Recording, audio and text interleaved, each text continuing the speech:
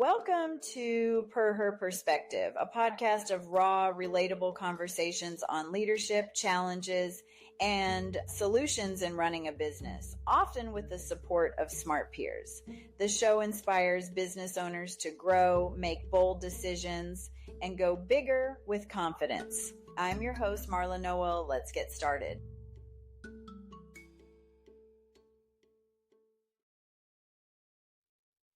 Hi, my name is Marla Noel, and I am host of Per Her Perspectives, and I interview individuals who I have met who run their own businesses, and most of them I have met in peer groups, which I am a huge advocate for.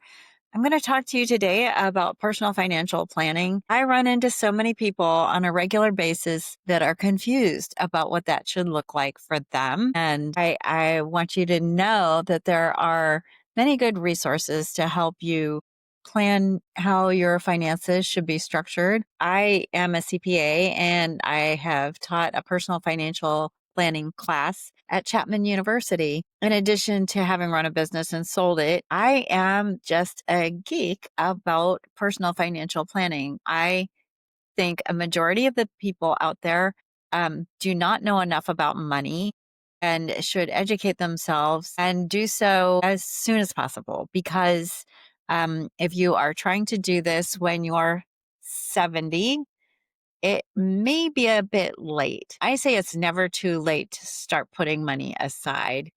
Um, but I want you to think about what personal financial planning includes. What are your planning decisions? What are some of the things that you need to think about and study? And I'm not talking about reading multiple business books. I'm just talking about listening to somebody like me talk for 5 minutes about something you need to know, and then figure out what your short-term financial goals are. What are your long-term financial goals?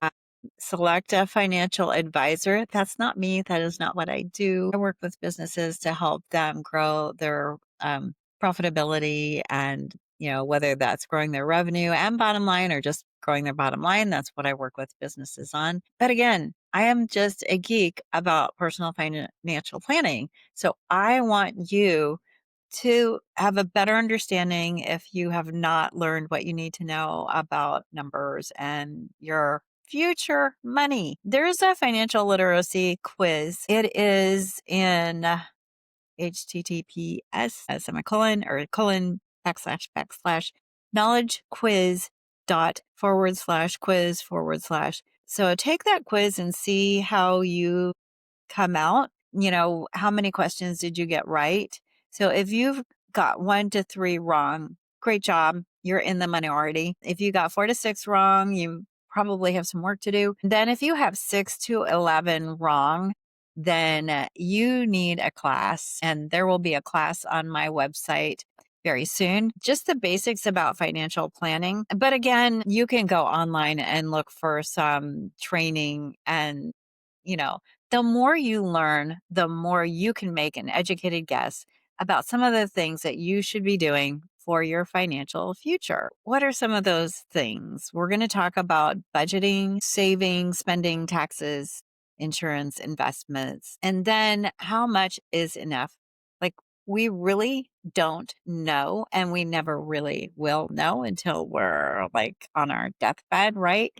Because what we just experienced after COVID, the incredible increase in inflation, all of that takes away from what we think we have as far as enough for the future. Why should we be concerned about financial planning? Well, we want to be comfortable in retirement. Well, we want to be comfortable all our lives. But when we're retired, we have little ability to start earning more money. If we have a family, we want to be able to pay for their education, for their health care. And believe me, if you don't have financial stress or a lot of financial stress, definitely helps relationships. So many good reasons for financial planning, but those are the key factors. So I want you to think about your short-term goals. What's your current status?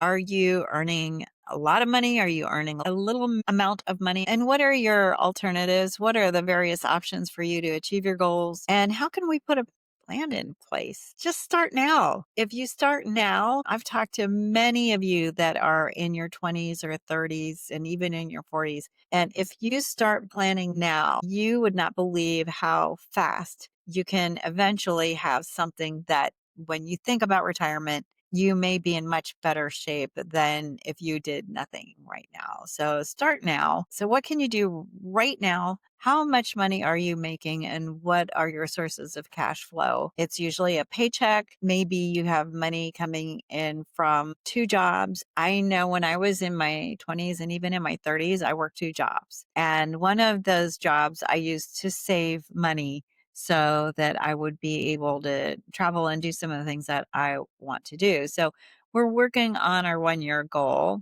What do we want that to look like? There are a couple of things that we need to think about as far as our 1 year goal. How much do we need to put aside for a rainy day? How much credit card debt do I have? What is it that I can put in a 401k plan? And if your employer has a 401k plan and they're contributing to it, and I talked to a young lady just the other day who said her employer put in dollar for dollar what she was putting into her 401k plan. That's golden. Not a lot of employers do that these days. That was a Waldorf, Astoria, and what would that be considered? Dana Point, a Laguna Niguel. So good job, guys, because this employee is raving about how great you are to work for. And that's one of the key benefits of a good employer is where they have some benefits like the 401k plan. If there is such a thing, max out what you're putting in the 401k plan because that's your biggest bang for the buck. You can probably never earn that much money on your money on the stock market or in other places. So 401k match out to the amount that your employer is going to match. Whether it's 75 cents on the dollar, 50 cents on the dollar, 100% on the dollar, that is a great way to start saving. And then let's look at your nest egg and paying off your credit cards. I want you to think right now what you might be needing for retirement. There's a formula I use, and that is taking your monthly spend. You can dump your checking account. That if you use one checking account to pay for everything, then dump that into an Excel spreadsheet. Most banks will enable that ability. And then figure out how many debits are hitting your account. Get a total for Get the total for the year or get the total for a month where you spent a lot and multiply that by 12. That's a good estimate of your annual spend. Divide that by 4%. And Excel will calculate that for you. And that's what you would need for retirement right now. But if you're not going to retire right now, and so if you're in your 20s, 30s, 40s, you have to extrapolate that out at a certain interest rate into the future. Excel does the future value of that amount of money. And for most of you, especially in Southern California, you're going to figure out how many millions you need for retirement. And don't get discouraged by this. Every little bit helps. And don't think it's impossible. It's not impossible. It is totally possible. Just following good discipline around your money management, very much possible, depending upon how much you spend. And I'd encourage you to think about what are you spending your money on? Are you going to Starbucks and getting a drink that costs $5 or $6 or $7 every day? Stop it. I'm sorry, Starbucks, but stop it. That is not a good use of money. Now, I do think that there are little pleasures in life, and I don't want to take those away from you. So if that's your one little pleasure in life, then do it.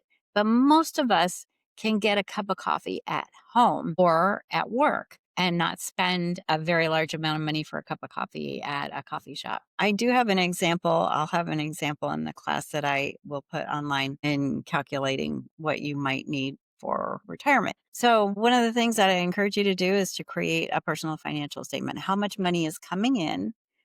It's your paycheck or whatever. If you have two jobs, it's two paychecks, net of tax. That's your cash flow. And how much money are you spending? And be realistic about it because most people are not. What are your utilities? How much do you pay for gas? How much do you pay when you're buying clothes? How much do you pay for your car Are you leasing a car? Are you buying a car? So write all of those things out, and that will help you track your progress on how much money you're making and how much money you're spending. And there are a couple of things that we need to look at. And I'm going to say this, right? I'm going to say you can either increase your revenue or decrease your spending, or you can do both. I'd encourage you to think about doing both, because that would be the best way to start putting money aside for your future, for those, paying off your credit card, putting money away for the rainy day fund. So those things can really help you. So then we need a financial plan. So we figured out where we are right now, how much money is coming in and how much money is going out. So then we have to think about, what goals do I have? Do I need to pay off credit cards? Do I need to have a rainy day fund? So, what do I need to make sure I maintain that household responsibilities? So I have to take practical look about making a financial plan. And then I have to monitor that plan, right? Once I put something in place, I have to make sure it's happening. And I might look at that on a quarterly basis. I've always looked at my financial status on a quarterly basis, and it really does matter that you inspect what you expect. You inspect what you expect. Very important. So, but on a quarterly basis, check. So maybe you have a new job, or maybe you have children, or economic conditions have changed.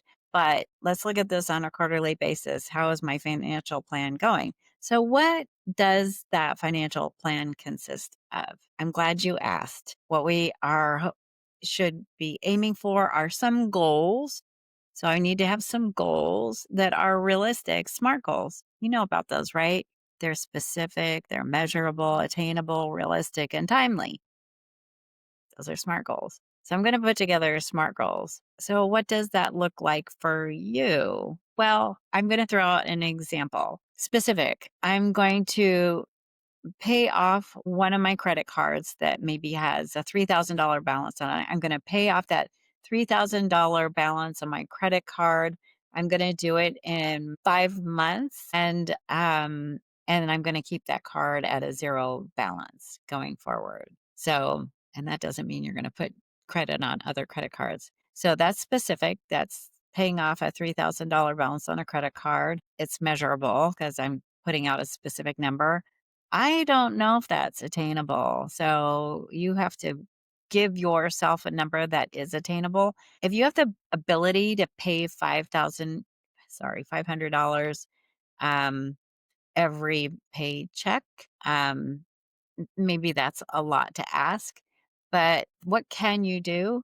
And then timely, I've said that I'm going to do that in a certain period of time. So that's a example of a SMART goal. I need to make sure I have enough money for my basic needs, food, housing, car, getting places. And then after I do those things, pay off my credit cards, pay off my debt to a certain degree, then I'm going to look at building wealth. Now, when I say I am paying off debt, I am not talking about paying off your mortgage yet, or even getting a mortgage. I do think home ownership is an important aspect to financial planning. If it wasn't for my parents having a house, I wouldn't have had the funds to pay for my mother's caregiver after my father died. So my mother had Social Security. She had half of my dad's retirement money, but home care is expensive. So we sold the house.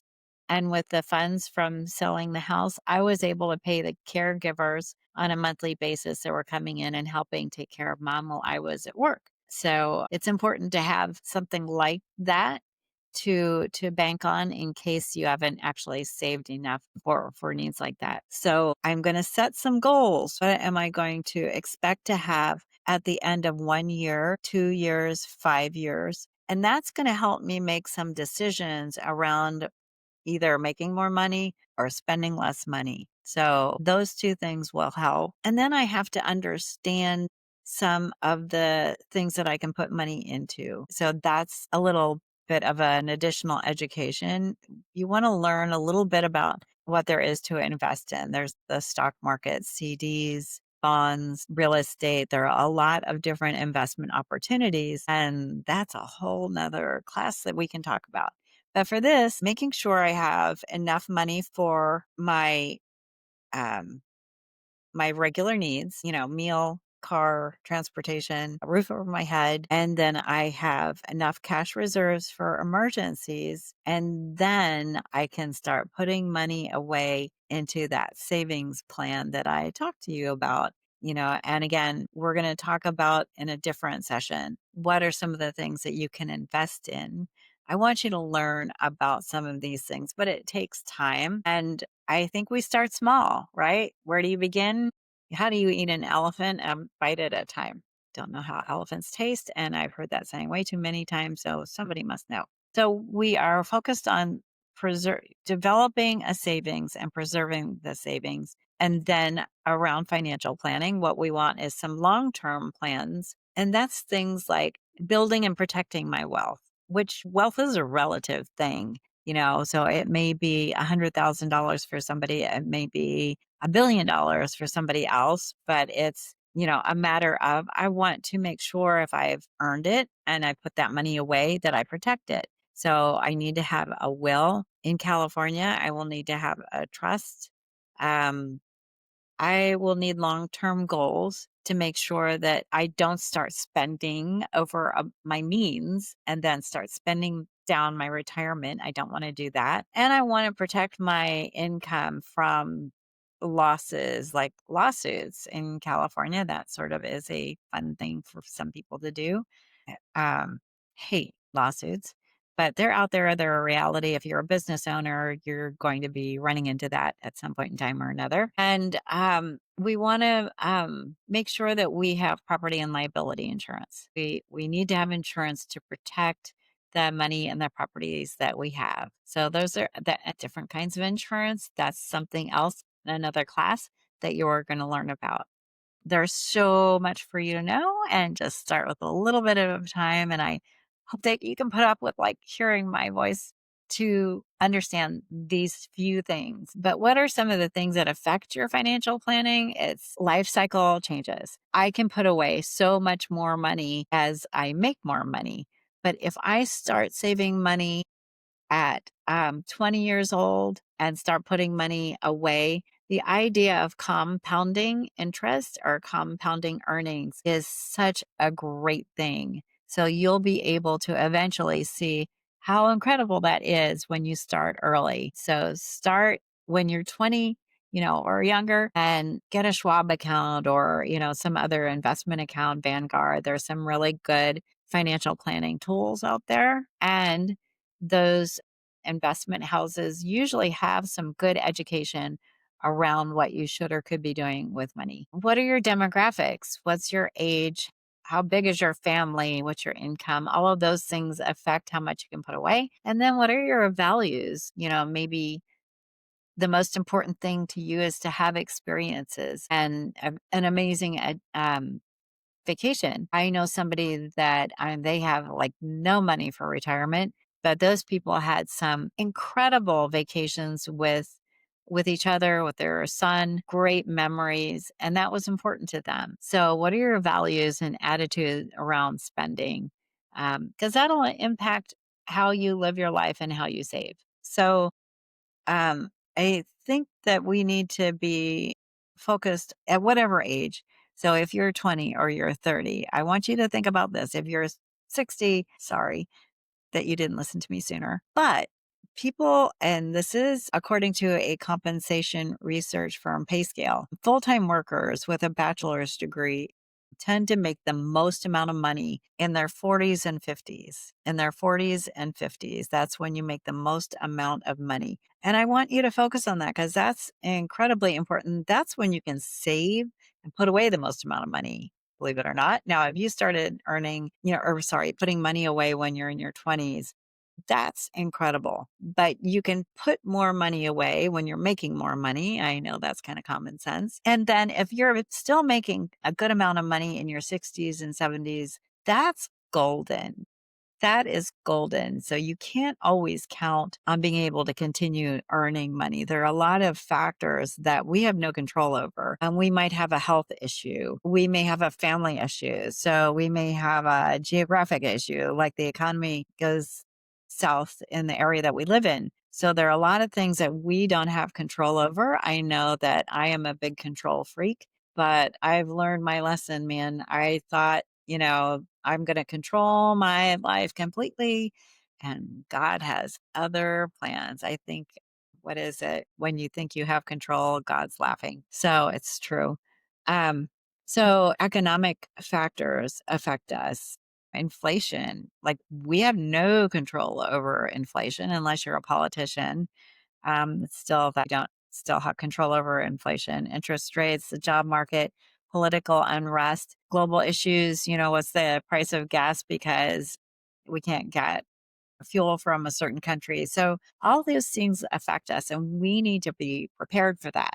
I want you to be prepared for that. So think about that. So we're going to set goals. They're going to be the SMART goals: specific, measurable, attainable, realistic, and time specific. And we're going to do that every single year. I want you to take January 1st seriously and write down some specific goals that you think are important to you.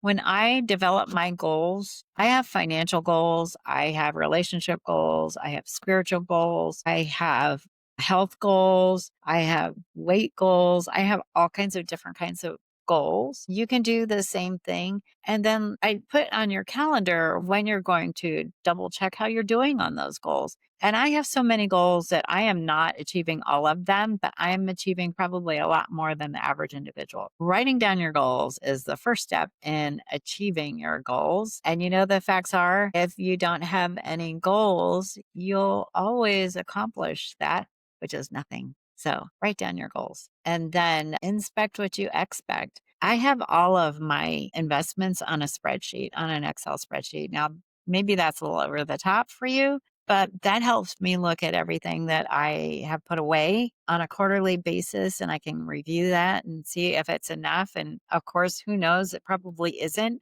but it's again, if you start and you put money away, you're doing better than many people. And then start forecasting. What is it that you're going to need money for? You have to make some assumptions for that and then figure out what your options are. Can you get a second job if you assume that you're going to have some big expenses coming up? Maybe you want to buy a house. It's really hard to save for that down payment for that first house.